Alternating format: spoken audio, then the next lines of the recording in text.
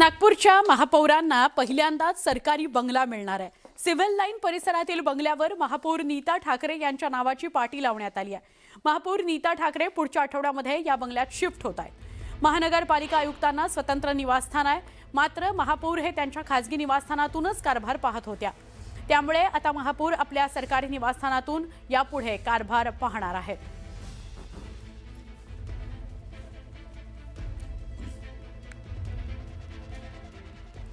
मीरा भाईंदरमधली बातमी आहे।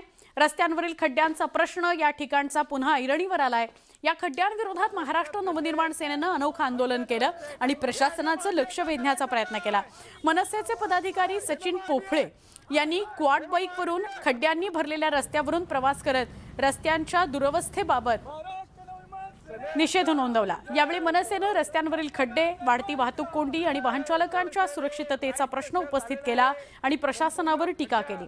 या आंदोलनानंतर रस्त्यांच्या दुरुस्तीबाबत प्रशासन कोणती ठोस पावलं उचलतं हे बघणं महत्त्वाचं आहे।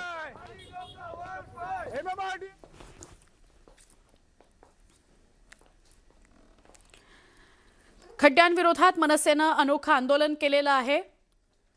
रस्त्यांच्या दुरवस्थेकडे लक्ष वेधण्यासाठी हे आंदोलन करण्यात आलं। मीरा भाईंदरमधली ही दृश्य आहेत।